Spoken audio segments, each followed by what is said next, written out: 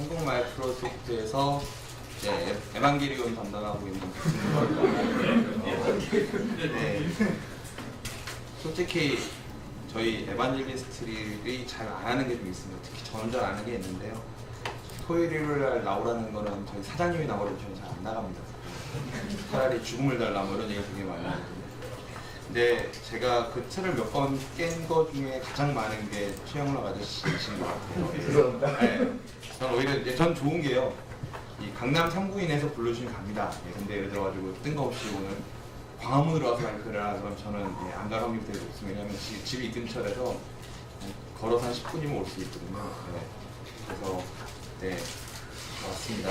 그리고 또 하나 좋은 거는 토요일에 이렇게 1시간이라도 발표를 하면 저희는 1일 휴가로 바꿔줍니다. 그렇기 때문에 이제 언젠가 하루짜리 휴가로 바꿔가지고 써먹을 수가 있기 때문에 뭐 가끔씩은 좋은 것 같습니다. 그리고 이제 또 한 가지는 참 저는 지금은 저희가 아까 최훈 이사도 말씀하셨지만 오픈소스와 마이크로소프트가 긴밀한 관계가 됐는데요. 옛날에 이제 긴밀하지 않을 때는 오픈소스 진영이 참 부러웠던 게 이렇게 모이실 수 있다는 거 하나. 그다음에 제가 생각을 좀 해본 게 있어요. 제 개인적인 사견입니다만 조금은 그래도 저는 오픈소스 하시는 분들 커뮤니티 모임 와보면 그 상용 소프트웨어 모임보다 그 뭐라고 할까요? 즐겁다고 해야 되나 분위기가? 상용하시는 분들은 먹고 사는데 좀 찌들어서 모이시는 것 같고요. 예. 오픈 소스 쪽 하시는 분은 그래도 약간의 그 즐거움, 재미 이런 게 좀 있어야지 재밌는 것 같거든요. 아시는 분은 아실 수 있을 것 같아요. 혹시 구병국 씨라는 분 알고 계시는 분 계세요? 우리나라에서 한 10년 전까지 익스체인지 서버를 주름 잡던 몇 분 중에 한 분입니다. 뭐 휠란에서 이순신 상무, 그다음에 뭐 여러 사람이 있었는데 그분이 본업이 선생님이세요. 인천에 있는 그 체육 관련된 학교의 기술 선생님이신데 취미로 익스체인지 서버를 하세요. 취미로. 예. 근데 일반적으로 먹고 사시는 분보다 2007, 8년까지는 더 잘하셨었어요. 근데 그 이유가 뭔가 봤더니 이 고객사에 안 끌려가시고 정말 취미로 즐겁게 하시기 때문에 실력이 그렇게 많이 늘 수 있다 생각을 해요. 뭐 각설하고요. 제가 오늘 준비한 내용은 애저 스택이라고 하는 이제 앞으로 나올 제품이라고 보시면 되고요. 오픈 스택이랑 어떻게 보면 상당히 비슷한 형태라고 보시면 됩니다. 현재 마이크로소프트 애저를 써보신 분이 몇 분 계셨기 때문에 현재 애저는 화면을 들어가면 이런 모습이 나오고요. 바로 화면을 보여드리면 이런 식의 화면이 잘 알고 계시는 애저입니다. 애저. 그래서 여기서 필요하시면 뭐 내가 컴퓨터를 만들거나 뭐 여러 가지들 하실 수가 있죠. DV를 만들거나 말 그대로 마이크로소프트의 자판기라고 보시면 됩니다. 그래서 이제 여기서 만들 수 있는 여러 가지들의 서비스들의 목록들이 쭉 나오고 필요하시면 여기서 더 끌어내 가지고 뭐 하시면 되나요? 다 만들어 쓸 수가 있죠. 나아가서 아까 제가 이제 피구왕 통키라고 부르는 우리 윤 과장님 이 보여주셨던 시스템 센터의 클라우드 버전이 얘거든요. 얘는 좀 멋있죠. 예. 얘는 좀 모양이 나오죠. 이제 이거는 이제 오퍼레이션스 매니지먼트 스위치라 저희가 OMS라고 부르는 건데 이제 말 그대로 모든 그 로그 레파지토리가 클라우드로 잡히고 클라우드에서 분석해주고 ML이나 이런 것들이 이제 예측해주고 제안해주는 시스템으로 연계되어지는 부분이고요. 이 UI는 참고로 말씀드리면 마이크로소프트가 만든 것이 아니라 마이크로소프트가 어디 걸 사가지고 UI로 붙였기 때문에 마이크로소프트 잡지 않은 UI가 된 형태라고 보시면 됩니다. 굉장히 이쪽은 요새 관심이 많으신 부분이시더라고요. 예. 그래서 이런 애저인데요. 이 애저를 현재 저희가 주력으로 많이 여기저기 소개하고 있다고 보실 수가 있어요. 많이 들어보셨을 거라 이제 앞으로 들으시게 될 거라 생각을 하는데요. 이걸 들고 어느 정도 규모가 있는 우리나라 뭐 20대 기업 안에 아니 30대 기업 안에 들어가면은 다 이런 얘기로 귀결됩니다. 다 필요 없고 똑같은 거 우리 회사 안에도 만들어줘. 게다가 얼마 전까지는 우리나라에 마이크로소프트의 데이터 센터가 없었기 때문에 데이터에 대한 그 이제 어디 위치 내는 레지던시라 표현하죠. 위치에 대한 부분에 대한 생각이 있기 때문에 해외에 놓을 수 없다. 그렇기 때문에 애저 데이터 센터가 한국에 없으니 똑같은 거 우리 집에 만들어줄 수 없니? 라는 질문을 많이 하셨어요. 물론 이제 곧 뭐 이미 런치 날짜도 2월 21일 날 한다고 얘기가 됐고요. 뭐 그 전에 무언가 있기 때문에 그런 식으로 런치 날짜 잡혔다는 것도 어느 정도 예측이 가능하실 건데요. 그런 한국에 있는 데이터 레지던시 주권 문제가 해결이 되더라도 아직까지 제가 느끼는 동아시아권 국가들, 뭐 한국뿐만 아니라 일본도 그렇고 중국도 그렇고 이 데이터를 우리 회사 밖으로 내놓지 못하는, 게다가 이제 거버넌트 같은 경우, 정부 기관 같은 경우 얼마 전에 이번 주에 제가 세미나 이게 9번째인데요. 중간에 한 번쯤에 이제 국방부에 한번 끌려가 세미나를 했었는데 거기서 심플해요. 다 좋아. 기술 다 좋아. 오케이. 똑같은 거 우리 안에다 다 깔아줘. 네. 뭐 그런 얘기들 많이 들어보셨을 거예요.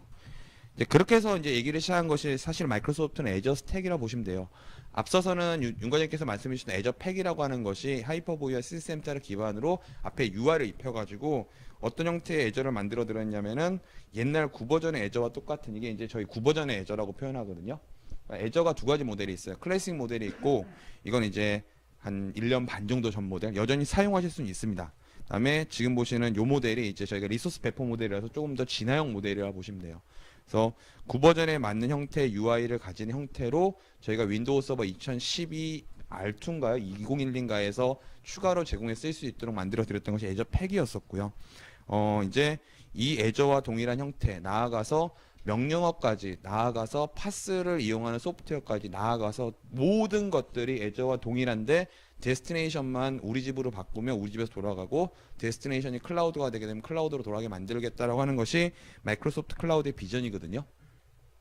그 이 중에 한 가지가 2013년인가 4년쯤에 윈도우 서버를 총괄하는 팀의 대장이랑 애저를 총괄하는 팀의 대장이 정치로 싸워가지고 애저 팀이 이겼어요. 그래서 애저 팀이 윈도우 서버 팀을 이렇게 흡수합병한 형태로 마이크로소프트의 조직이 만들어졌거든요. 그 팀에서 이제 그 사람이 대빵이 되면서 명령을 내렸던 게 윈도우 서버도 똑같은 형태의 애저랑 동일한 형태로 흘러가게 만들어라. 그러면 애저도 윈도우 서버랑 동일한 형태로 흘러가게 만들어라. 사실상 이제 하나를 만들겠다는 뜻이죠. 그래서 얘기가 된 것이 이제 애저 스택이라고 하는 이제 어떻게 보면 패키지 솔루션이라 보시면 돼요. 그래서 이제 결론적으로는 애저를 쓰시건 아니면 온프라미스를 쓰시던 동일한 형태의 경험과 개발과 패키지와 여러 가지들을 다 제공하겠다. 그리고 밖에서 봤을 때는 사실상 네트워크만 연결을 해주면 밖에서 봤을 때는 로지컬하게 하나의 클라우드로 보이겠죠. 그런 형태로 만드는 비전이 현재 마이크로소프트의 클라우드의 비전입니다. 즉 저희는 이제 끝으로 가면 갈수록 얘기 나온 것이 애저와 온프라미스의 결합 모델을 많이 얘기하게 될 것입니다. 뭐 이런 얘기 계속하면 재미없죠. 네, 그렇기 때문에 이제 바로 뭐 이제 얘기 들어가 보면요. 작년 9월에 이제 테크니컬 프리뷰 2 옛날식으로 표현하는 이제 베타 2 버전이 나왔고요. 그게 이제 본사에서 하는 이그나잇이라는 행사에 좀 맞춰서 급하게 출시했기 때문에 조금 안정성을 손을 봐가지고 11월에 테크니컬 프리뷰 2 리프레시라 그래가지고 이제 한번 업데이트된 버전을 내놓았고요. 이 이후에 제 감으로는 이번 달이나 다음 달 초쯤에 이제 테크니컬 프리뷰 3가 나올 거고 그러고 나서 이제 GA가 되는 형태로 흘러가게 될 것입니다. 그래서 홈페이지에서 다운로드 받아서 설치하는 형태로 되어져 있고요. 아주 아해스러운 거는 보통 마이크로소프트 제품은 다운로드하면 setup.exe를 더블 클릭해 설치를 한다 시각을 할 수가 있는데 얘는 파워쉘이 밑에 이제 화면에 이제 캡처하는 것처럼 돌아가요. 서버 사양에 따라 좀 틀리지만은 대략 한 SSD가 있는 모델은 한 2시간 40분 정도 돌아가고요. 그다음에 사스 디스크로 되어지는 모델은 한 6시간 정도 돌아가서 얘가 이제 여러 가지의 플랫폼을 다 만들어냅니다. VM도 만들고 그래서 이제 혹자들은 이 파워쉘 스크립트만 열어서 모든 걸 분석을 하면은 애저 스택의 도사가 될 수 있다 이런 얘기를 할 정도로 UI상으로 설치 모델을 제공하지는 않게 되어져 있습니다. 그 이유는 매우 심플한 것이 이미 발표를 했습니다만 애저 스택은 소프트웨어로는 판매를 안 하고요. HP나 델이나 레노버와 같이 하드웨어 벤더랑 결합을 해서 설치가 완료된 모델로만 판매할 거기 때문에 여기는 엔지니어분들께서는 설치할 일은 없으실 거예요. 설치할 일은. 근데 현재는 이제 베타 버전이기 때문에 설치해 쓸 수 있는 버전을 저희는 이제 POC 버전, 즉 한번 이렇게 돌아갈 거니까 한번 해보셔라라는 형태로 제공을 해드리고 있고요.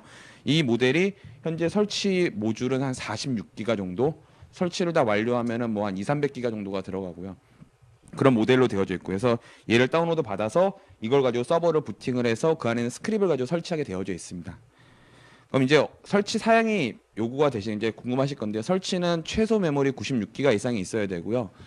실제로 다 동작시키고 만들고 어느 정도 써보시려 그러면 제 예상에는 윤은환 과장님 집에 있는 서버 정도의 사양이 돼야 됩니다. 메모리 128기가 정도가 있어야지 이제 VM 한두 대 정도 만들어 쓰실 수가 있어요. VM 한두 정도. 근데 이거를 실환경에 맞게 돌려서 쓰시려고 하면 제가 본 메모리는 대략 한 300기가 이상은 있어야 되고요.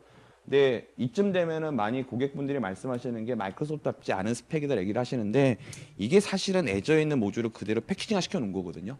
예전은 표준 스펙이 이미 밖에 알려진 것처럼은 메모리 코어 320개에 CPU CPU 320에 메모리 512기가가 표준 스펙이거든요. 그런 서버가 200만 대에서 300만 대로 구축되어 있는 것이 마이크로소프트 애저기 때문에 이제 그런 걸 그대로 옮겨놓은 거기 때문에 당연히 이 정도 사양은 사실은 많은 것도 아닙니다.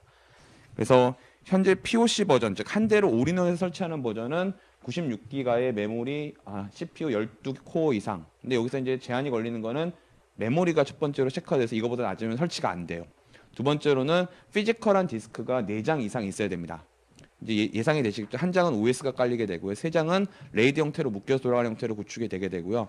여기서 이제 본인이 디스크 하나밖에 없는데 뭐 야매로 디스크 파티션 4개로 나누면 4개로 돌지 않겠냐? 예, 다 페일 납니다. 처음에 설치할 때 이제 피지컬 체크를 하게 되어져 있어서 설치 요구사항은 이렇습니다. 그래서 기본적으로 한 대의 머신에만 설치할 수 있게 되어져 있고요. 설치하는 소스를 까보면 이미 롤별로 쪼개서 서버를 여러 대로 만들 수 있는 옵션은 다 들어가 있습니다만 고객이 그렇게 해보실 수는 없게 설계가 되어져 있고 실제 제가 들은 바로는 그 판매용 머신은 서버가 최소 4대 이상이 들어가는 걸로 알고 있습니다. 왜냐하면 죽을 때를 대비해야 되고요. 그 다음에 애저 같은 경우는 기본적으로 죽는다는 단위를 최소 3대라고 보거든요. 3대 단위에서 죽는다라고 보기 때문에 폴트 도메인이라는 단어가 3개고요. 그 다음에 업데이트 서버는 20개, 그래서 3 곱하기 20이 한 세트라고 보시면 돼요. 기업에서 그 풀스택으로 구매를 하시면 제가 봤을 때는 서버를 60대 정도를 사셔야 될 겁니다. 기본적으로 60대 정도를. 그 다음에 거기에 연결되어 있는 스토리지가 있는 모델로 되게 될 것이고요. 설치하기 위해서 OS를 까실 필요는 없습니다. 그 40기가 정도 되는 OS 이미지, 설치 이미지를 받으시면 그 안에 OS가 들어있는 상태로 걔를 가지고 부팅을 하게 되어져 있어요. 앞서 윤 과장이 소개해 주셨던 그 VHD 파일이 부팅용으로 쓸 수가 있거든요. 걔를 가지고 부팅을 해가지고 거기에 설치되는 거기 때문에 별도의 OS를 설치하지 않으셔도 됩니다. 네. 간단하게 보시죠. 간단하게 어떻게 생겨 먹은 건지. 이게 애저라고 분명히 말씀을 드렸고요. 일단 애저 스택은 얘가 애저 스택입니다. 단지 차이는 이 부분에 요거 하나 차이밖에 없어요. 예, 요거 하나 차이밖에 없고요. 제공하는 자판기의 메뉴 모델이 좀 틀리다는 차이가 있고요. 그러면 이제 애저부터 좀 보셔야겠죠. 여기서 예, 새로 만들기를 클릭을 하면은 컴퓨터를 만들 수가 있겠죠. 그럼 여기서 윈도우 서버 하나 만들겠다라 클릭을 하면은 만들기 버튼을 누르고 애저예요. 지금은요. 이제 뭐로 해야 될까? 첫 번째 뭐 아마존이나 저희 거 써보신 분들은 컴퓨터 이름 넣어야 되는 거 아실 거예요. 그래서 여기다가 뭐 이래서 뭐 예. 제가 오늘 윤 과장님이 당나귀라는 걸 처음 알았습니다. 예. 예. 동키 VN 01 하나 집어넣고요. 그다음에 집어넣고요. 그다음에 이름 집어넣죠. 예. 동키 vs 꼬알라 뭐 이런 식으로 집어넣고요. 차이는 이제 이거죠. 여기에 지역을 선택할 수 있게 되어져 있는 것이 애저고요. 그래서 아직 많은 분들은 밖에서 안 보이시겠지만 저는 이미 한국과 한국 리전이 2개가 들어가 있습니다. 하나는 서울이고 하나는 부산이고요. 현재 베타 상태로 되어져 있는 리전이에요. 애저 스택을 가서 똑같이 새로 만들기를 클릭을 하면은요. 이제 서버 스펙에 따라서 여기 있는 이 부분을 저희가 이제 블레이드라 표현하는데 얘가 튀어나온 속도가 굉장히 영향을 많이 받습니다. 그래서 동일하죠. 그래서 밑에 윈도우 서버 하나가 나오고요. 그래서 버추얼 머신을 클릭을 하면은 만들 수 있는 버추얼 머신의 종류가 쭉 나와요. 예, 제가 착하게 2개를 넣었습니다. 원래는 윈도우 서버밖에 없는데 우분투랑 센토스를 추가로 넣어서 온 것이고요. 제가 아까 뒤에서 막 뭐 하고 있었던 게 이거 업로드하고 있었던 거예요. 이미지를 자기가 만들어 올리면 돼요. 베이스 이미지를. 그러면 이제 제가 여기다가 뭐 윈도우 서버 2012 하나 만들겠다라고 하면은 아까 뭐가 나왔죠? 제일 처음에 컴퓨터 이름이 뭐니? 뭐 이런 게 나왔잖아요. 이제 뭐 이번에는 당나귀 집 하나 만들어, 동키 홈을 하나 만들어 보고요. 그다음에 이제 여러 가지들 입력을 하면 아까 동일한 형태의 모습이 되겠죠. 그나마 테크니컬 프리뷰 2가 돼가지고 마음 놓고 데모할 정도가 되는데 테크니컬 프리뷰 1은 버튼 하나 잘못 클릭하고 죽으면 다시 깔아야 돼요. 예. 한 번 깔 때 2-3시간씩 걸린다 그랬잖아요. 근데 세미나하게 한 4시간 좀 죽어버리면 진짜 다시 깔아야 됩니다. 답이 없더라고요. 그래서 동키 홈이라고 하나 만들고요. 아까는 동일하게 이제 SSD랑 HDD 얘기를 물어봐요. 그래서 SSD가 달려있으면 SSD로 가는 것이고 HDD로 있으면 HDD로 가게 되어져 있고 얘도 에뮬레이션 할 수는 없습니다. 하드웨어로 다이렉트로 쿼리해서 SSD와 HDD를 윈도우 서버가 구분하게 되어져 있습니다. 그래서 이제 얘를 만약에 제대로 테스트 해보시려면 SSD 일부 사셔야 되고 HDD 일부 사셔야 된다고 하는 결론으로 이어집니다. 그래서 여기다가 이제요, HD로 하겠다라고 하고요. 꼬알라 암호 넣고요. 암호는 그냥 넘어갈게요. 한번 더 치자 그래. 예, 그 다음에 예, 집어넣고요. 단지 차이는 여기는 로케이션이 뭐밖에 안 나오나요? 서울밖에 안 나오는 거 보일 수가 있죠. 현재 제가 서울 한 대만 깔아놨다는 거예요. 원래는 로컬이라 나오는데 제가 이름을 서울로 바꿔놓은 겁니다. 실제적으로 저기 애저 스택에 들어갈 때도 네, 마이크로소프트 계정을 이용해서 인증을 하지 않나요? 네 맞습니다. 그렇게 하시거나 걔에다가 AD를 묶어서 글로 넘어오게 만드셔야 돼요. 그러니까 1차적으로는 무조건 마이크로소프트 온라인에 인증을 가서 선생님 회사를 정보를 입력하면 이렇게 리디렉션 되게 만드는 형태, ADFS라 저희는 표현하거든요. 그렇게 만드셔야 됩니다. 그러니까 단독적으로 애저 스택이 온프라미스에 있는 아이덴티티랑 다이렉트 연결은 불가능하게 되어져 있습니다. 그다음에 이제 디스크 만들고 뭐뭐 만들고 해서 OK 누르면 이제 만들어지는 모델로 되어져 있고요. 그다음에 두 번째로 보여드릴 수 있는 건 이제 파스 모델인 것이 몇 개가 들어가 있는데요. 첫 번째로는 이제 웹 서비스가 들어가 있습니다. 웹 서비스. 그래서 내가 원하면 웹 서비스에 대한 모델을 설치할 수가 있어요. 여기서 또 메모리가 추가가 되는 겁니다. 아까 거기 메모리에서. 왜냐하면 우리는 웹 서비스 그러면 웹 서버 한 대만 깐다 생각하시면 마이크로소프트의 앱 서비스 같은 경우는 팜이 8대인가 9대인가 기본 세트로 되어 있습니다. 거기 프론트엔드, 뭐 퍼블리셔, 엔진 이렇게 설계되어 있기 때문에 여기서 이제 원하면은 앱 서비스를 추가로 만들어 가지고 추가로 까실 수 있게 되어져 있어요. 지금 빨리 로딩이 안 되는데요. 네. 추가를 누르면 이제 여기서 뭐 저희가 올려놓은 이미지들이 나와요. 실제로요. 그다음에 또 하실 수가 있는 것이 뭐가 있냐면 쭉 내려보면은 여기 보이시죠? SQL 데이터베이스 서비스, 그다음에 SQL 서버 데이터베이스, 그다음에 키볼트라 그래가지고 계정 암호를 중앙화 시켜놓고 그냥 호출해서 안전하게 뺏쓰는 서비스들이 또 들어가 있고요. 그다음에 뭐 VPN 서비스. 그래서 실제로 해당되는 애저 스택을 퍼블릭 IP랑 연계돼서 라우팅 경로로 다 잡을 수 있다면 애저와 다이렉트로 VPN을 터닝을 시킬 수가 있습니다. 예. 그다음에 부하 분산기 이런 형태의 기본적인 애저에서 사용하고 있는 대부분의 모델들을 다 가지고 있게 되어져 있죠. 그리고 뭐 지금은 안 붙어 있습니다. 나중에 여기서 바로 뭘 볼 수가 있을까요? 얼마나 썼고 이런 식에 대한 빌링 시스템까지 같이 다 붙어 있는 형태로 돌아가게 될 것입니다. 이게 이제 밖에서 시공계상 짧게 애저 스택을 보여달라 그러면 이거 보여드리는 기본적인 사용자 화면이에요. 그러니까 아까 이제 로그인 어떻게 하냐는 질문이 있으셨기 때문에 말씀하셨기 때문에 제가 한번 로그인을 해볼게요. 제가 로그인 된 거를 보여드렸는데요. 그러니까 제가 크롬을 일부러 쓰는 게 아니라 뒤에 아니 괜찮습니다. 예. 제 아이가 있다가 여기서 로그인하면 싱글 사인으로 돼버리거든요. 그래서 별도로 딸라고 갖고 다니고 있습니다. 오늘 아침에 깔았어요, 이것도요. 오늘 아침에 제가 5시부터 일어나서 막 뭘 하니까 저희 집에 있는 사람이 도대체 토요일 날 평소 어디 안 가더니 뭐 하는 짓이냐 그러더라고요. 그래서 나갔다 온다고 했더니 또 세미나 활동하면서 이번 주가 세미나 밭이냐는 표현을 쓰더라고요. 예. 그래서 portal.azurestack.local이라고 하는 URL의 기본 설치예요. 이것도 바꾸실 수 있어요. 설치할 때요. 그러면 예. 어디로 가나요? 마이크로소프트 온라인이라는 곳으로 가요.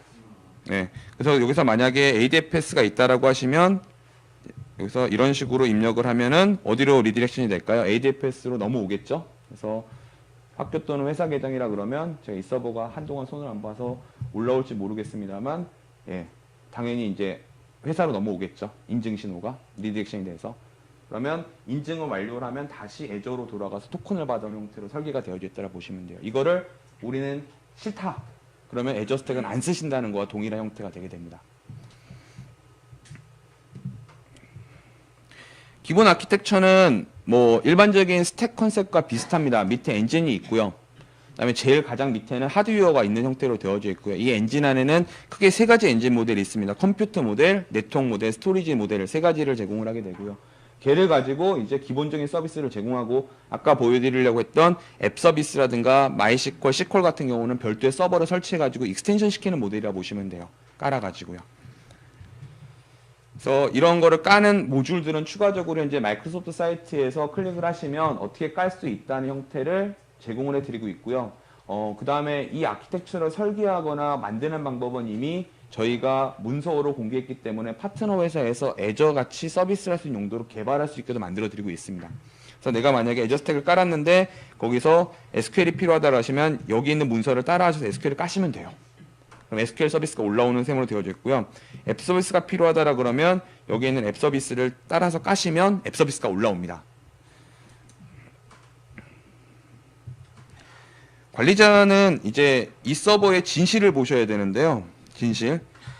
이 서버의 진실은 제가 아무것도 안 했는데 기본적으로 만들어지는 VM의 개수가 이 정도라 보시면 돼요. 이게 애저 스택을 기본적으로 구동하기 위해서 올라오는 VM들입니다. 앱 서비스를 포함해서 모든 현재 있는 그 서비스를 구동하기 위해서는 대략 20여 대의 VM을 생성을 하셔야 되고요. 20여 대 VM. 그리고 이 VM이 당연히 디스크 IO를 다 쓰고 있기 때문에 SSD는 사실은 옵션이라 되어 있지만 TP2부터는 거의 필수에 가까워졌습니다.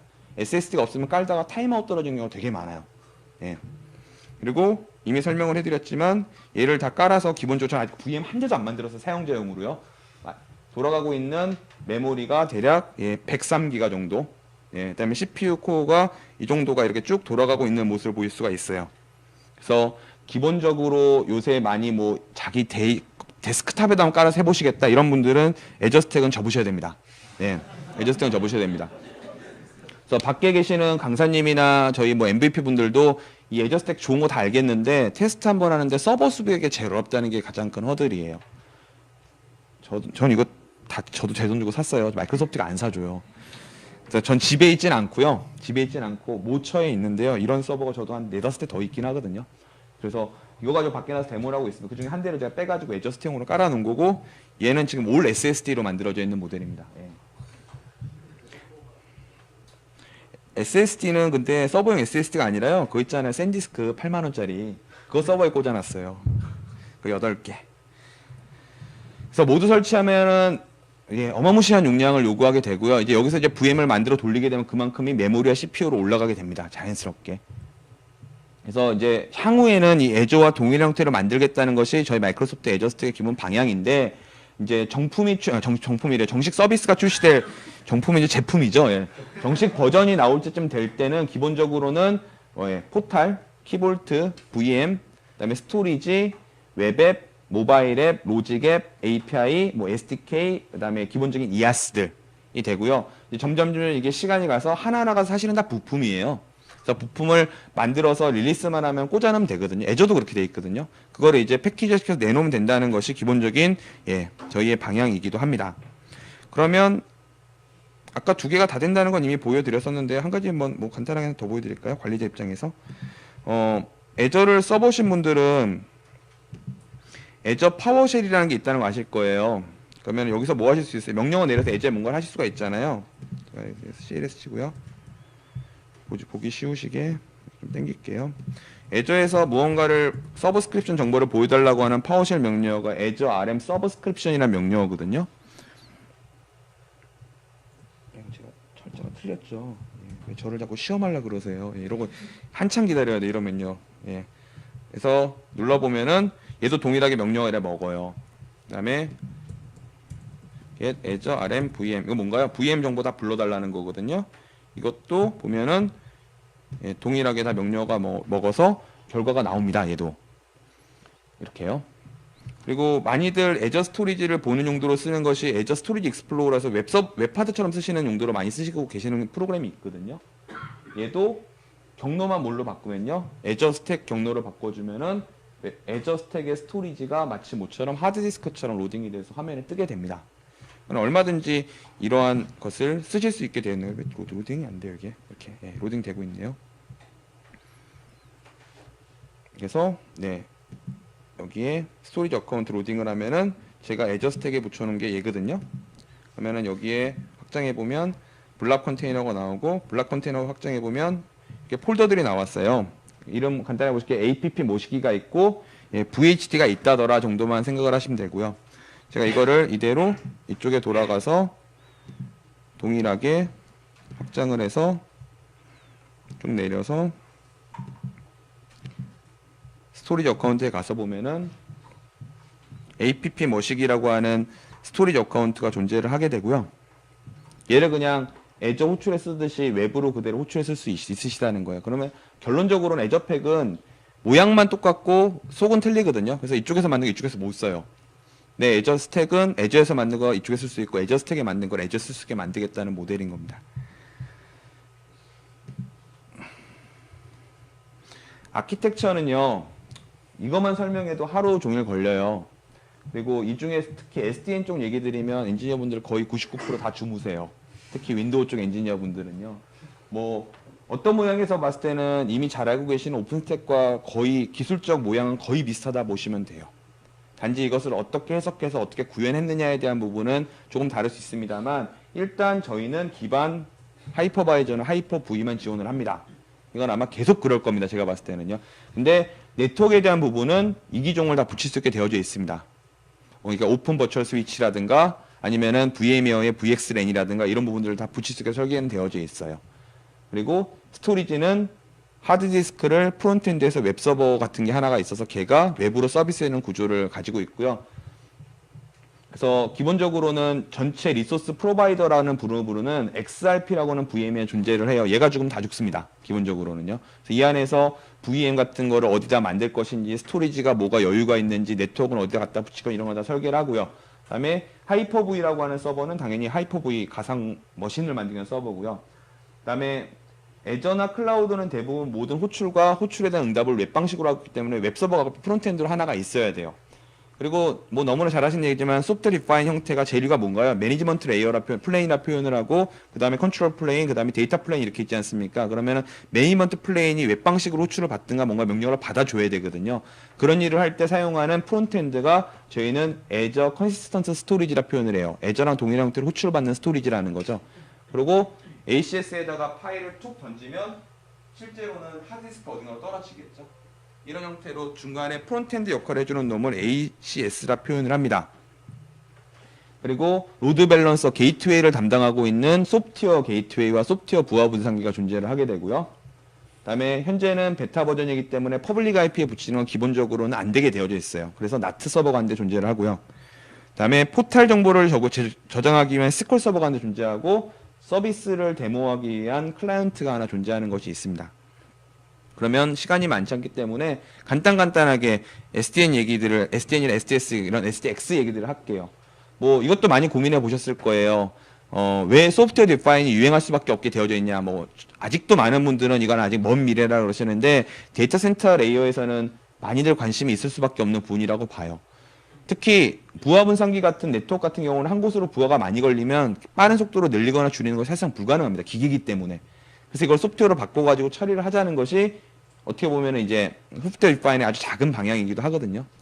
애저 같은 경우는 백본이 최근에 지은 거는 700G에서 900G 정도 되거든요.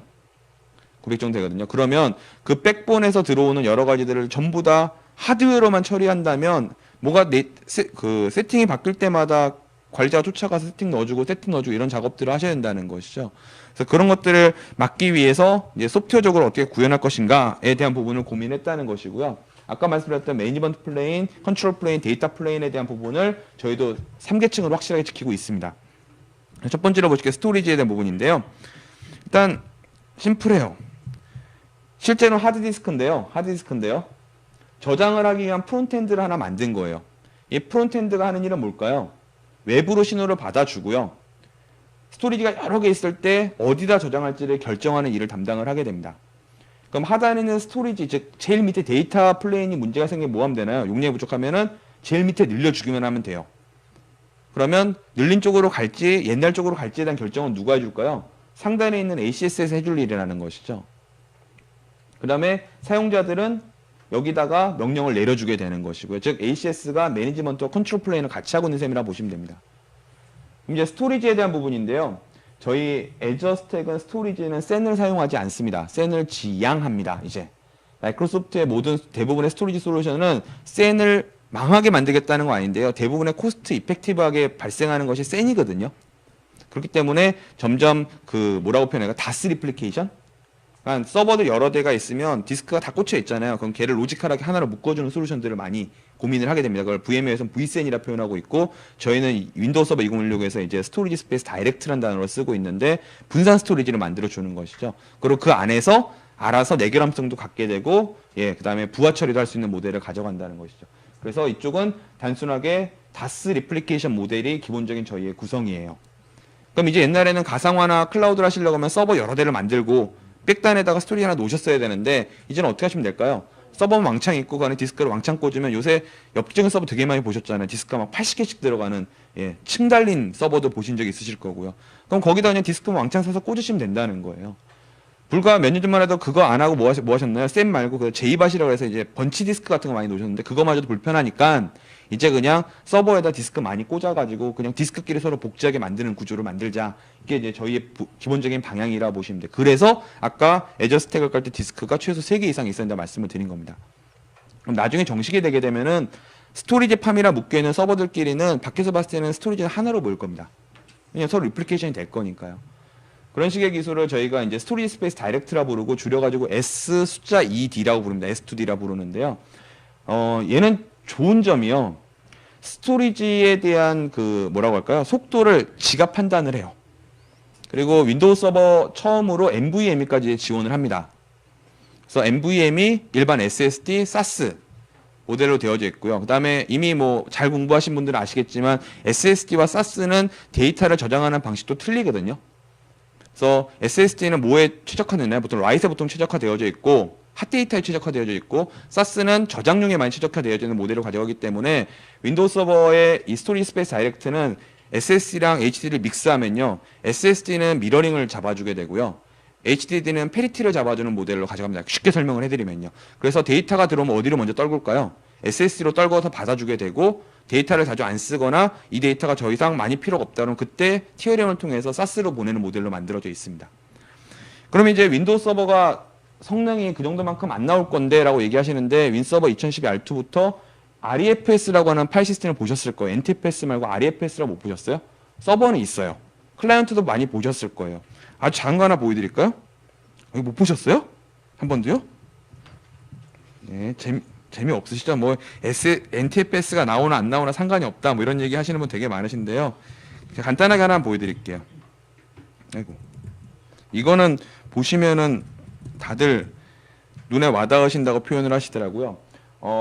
100기가짜리 파일 하나, 100기가 너무 크네요. 한 30기가짜리 파일 하나 만들어 볼게요. 제가 다른 서버로 접속을 한 건데요. 저에게 주어진 시간이 한 10분 정도 남았습니다. 예. 네? 더 하시면 뒤에 분이 이제 못 하시잖아요.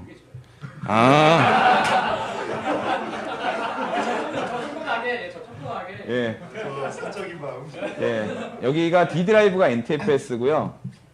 E 드라이브가 REFS라고 되어져 있어요. 그러면 이건 가상화하시는 분들은 많이 느끼실 거예요. 아까 윤호랑 과장님도 얘기하셨죠. 픽스드 방식은 뭔가요? 디스크 공간을 그만큼 잡아놓고 시작을 하는 거잖아요.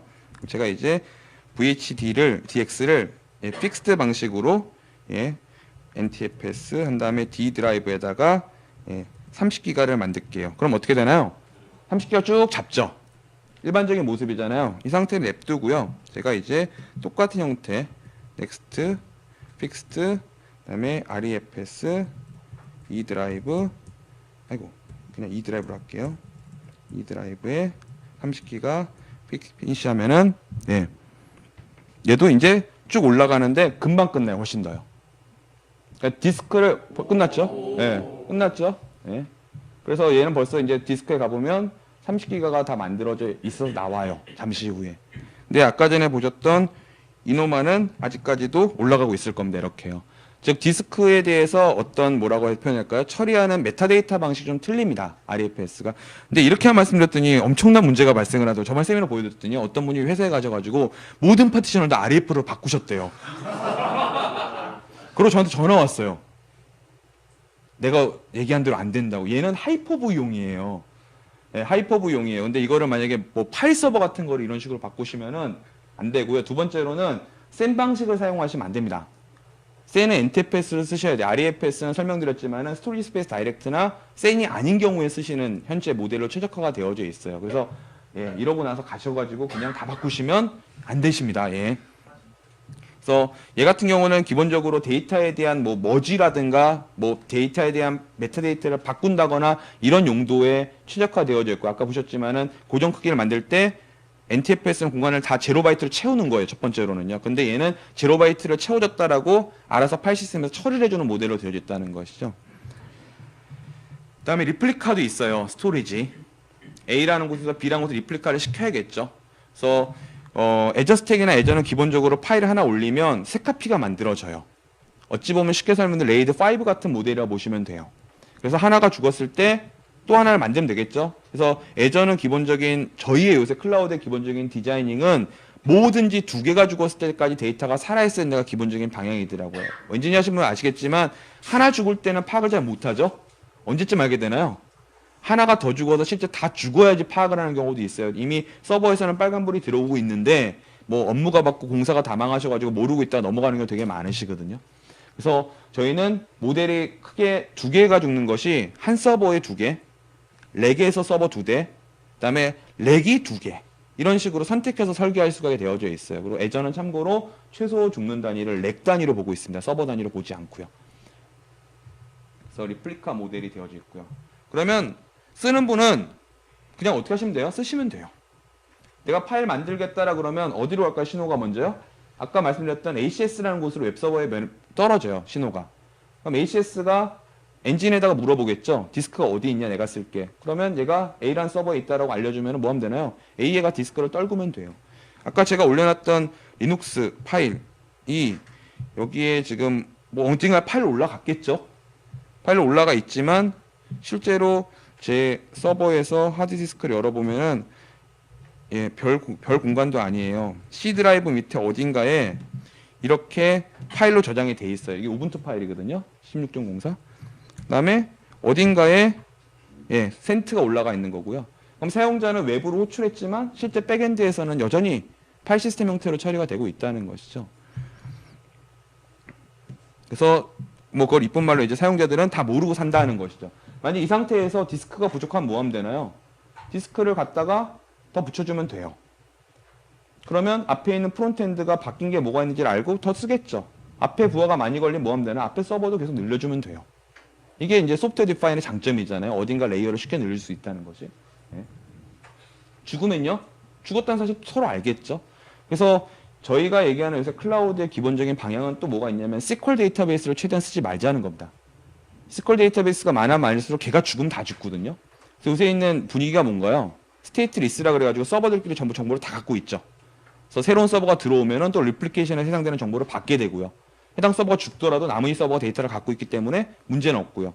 최소한 이 데이터가 인테그리티가 맞다는 최소 숫자를 잡아주면 되는 거죠.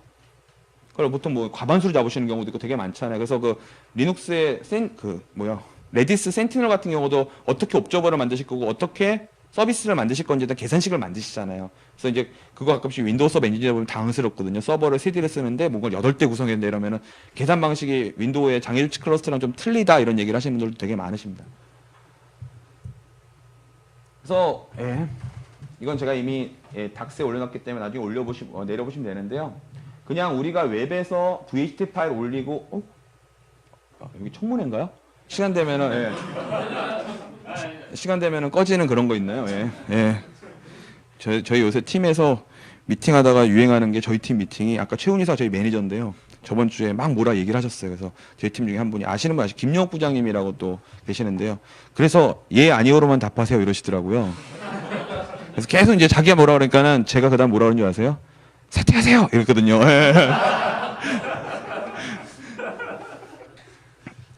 깜짝 놀랐어요. 꺼지길래. 그래서 우리는 그 애저나 아니면 애저 스택이나 여러 가지 클라우드에서 마치 웹처럼 모든 걸 하고 있지만 실제 뒤에서 돌아가는 거는 여전히 옛날 방식의 프로토콜도 일부 사용이 되고 있다는 거예요. 대표적인 것이 아까 보여드렸던 탐색기로 파일이 막 보인다는 것들이에요.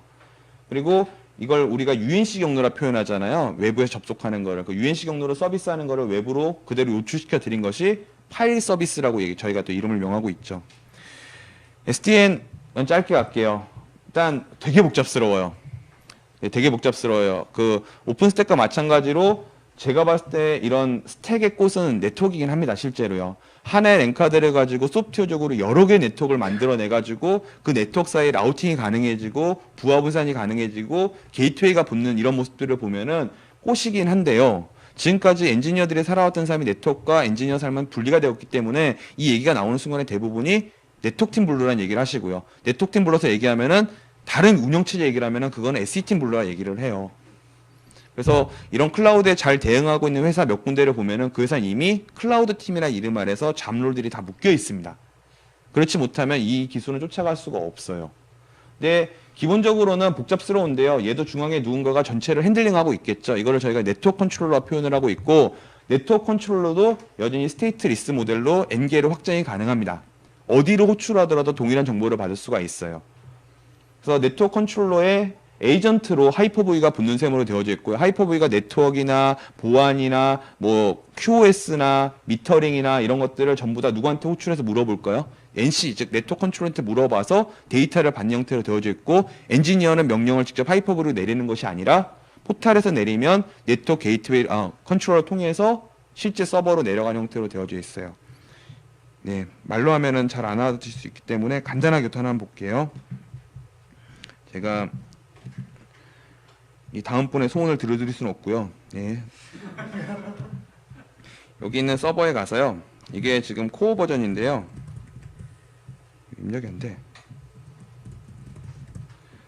예, 아주 안타까우면서 좋은 거는요.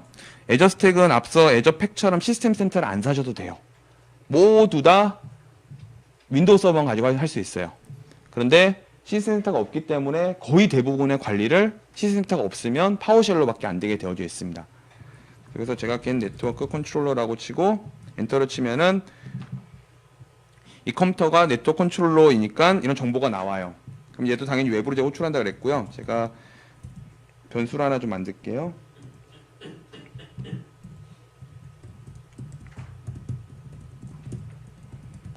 그냥 웹 호출하는 URL 하나 변수로 만든 거고요. 잘 안 보이시죠? 그냥 제가 명령을 한번 쳐볼게요.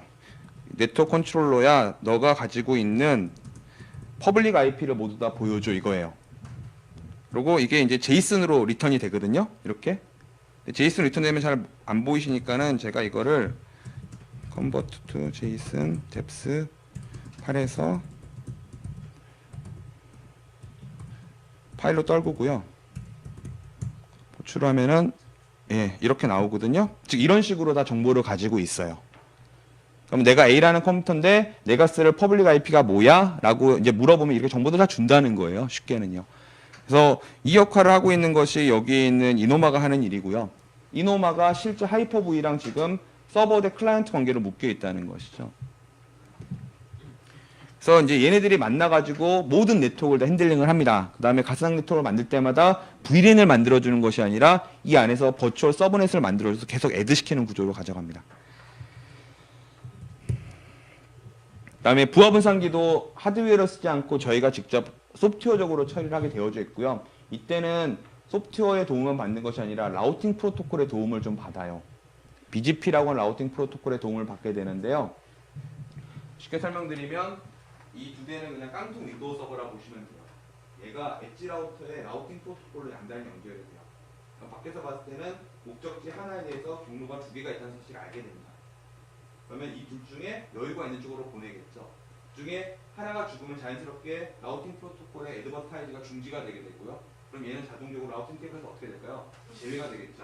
그럼 이제부터는 신호가 이쪽으로밖에 올 수 없는 구조가 되겠죠. 또 하나가 더 만들어지면 이제 세 번째가 들어가면 얘도 애드버타이징을 통해서 해당되는 라우팅 테이블에 조인을 하게 되면은 라우팅 테이블의 공급은 3개가 되게 되고 이때부터는 3등분의 처리로 라우팅이 일어나게 됩니다.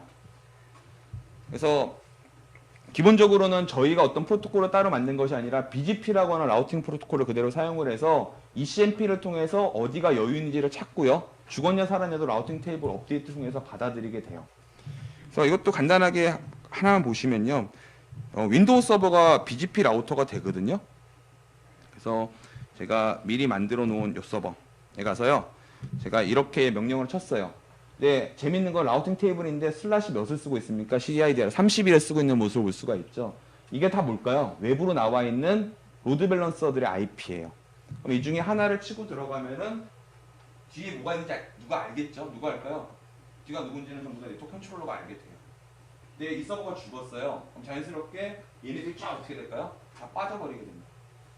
그래서 그 추가적인 부하가 생겼을 때 아주 쉽게 처리할 수 있는 것이 먹스라고 하는 역할을 가진 윈도우 서버만 쫙 늘려주면은 프론트엔드 부하를 줄일 수가 있다는 것이고요.